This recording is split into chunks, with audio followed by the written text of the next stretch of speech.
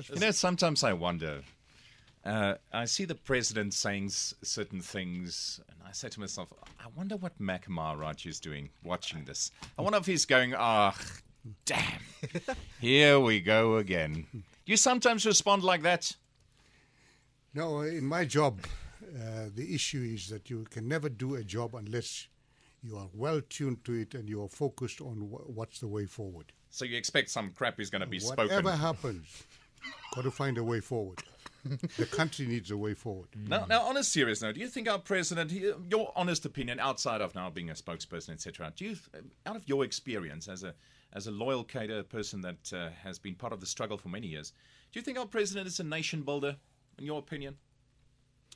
I think our president is battling with how to unite South Africa on the basis that our different cultures must have a respectable place in the future. No. That everybody's identity is shaped by their different cultures, religions, languages, but we have to bring them all together on board. But the unifying fact has got to be our fundamental rights. But it doesn't sound like he's struggling. If he says something like, the problem started with Jan van Riebeeck, it doesn't sound like he's struggling. He knows what he wants. Well, he was referring to the land question, and certainly it started with Jan van Riebeeck. He said all the problems started with Jan van Riebeeck. Yes. I think that he was right in the issue that he was raising. He was saying that there is a burning issue that we have not resolved. But you need land. You need to specify. Yeah. Well, he say, guys, I'm talking about land. I'm not talking about you Afrikaners are not welcome.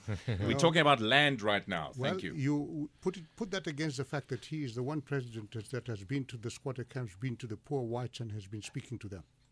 I was with him the recently where he provided a bathtub to an Afrikaner woman. Yeah, in Pretoria. Hey, did we get a bathtub? That's great. Yes, that's it. Well, I'm glad you regard it as we. With or without the plug. Thanks, Mac. And tell the president thank you. Because she was so big. I'm going to find that bathtub and take a nice long bath tonight. She complained that the bathtub was too small because she was too big. I see, toch. I hope they changed it then for her. They did. Okay, good. You've been friends with Jacob Zuma for a very long time. You shared a cell with him, Robben Island. Not true. Is that journalist again? You see, you journalists. No, it's not the first time I've heard that story. You've just bought it. That journalist and I hope to have lunch with her in Cape Town this week and show her. President Zuma was in the communal cells. I was in the single cells, where each of us was individual cells. There were 30 of us, President Mandela included. Yeah. And President Zuma was not in that section. Secondly, it says I taught him how to read and write. It's not true. I didn't meet him in prison. It was Ibrahim, wasn't it? Exactly. Yes. So let me be then. Thank you very much for being a very correct journalist. It's my pleasure, Matt. Rian just reads a fellow journalist. Because it wasn't my question. I want to get to a question. So you've known Jacob Zuma for a long time. Yes, right? Yes. Yes. You're friends with the man, yes. Rian, you're right.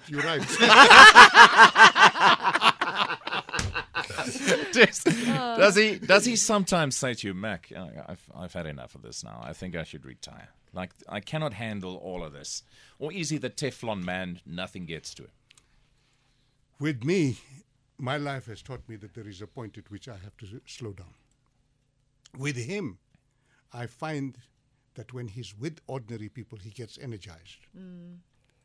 I get tired. He doesn't get tired. He gets energized.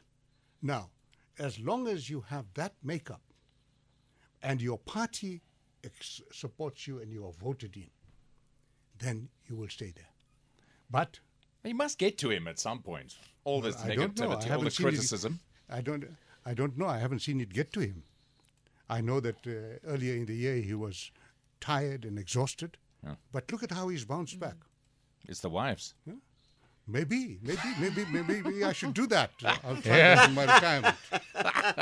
Stay away from the wives, Mac. Stay away. Mac Maharaj wat by ons was vanoggend 8:18. Before you go, what are you not going to miss? I asked Helen Zille as well this morning. What are you not going to miss? There's a lot that I'm going to miss. What I won't miss is the misrepresentations, like the one that you are saying.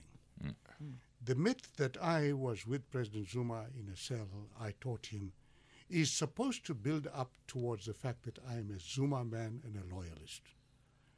I have built a trust relationship. We really have never had a social meal together. What? Wow. But we are comrades in arms. We have shared the trenches in the most difficult times. And I have an enormous respect for his willingness to put his life where his mouth is. Well, there we go. Maharaj,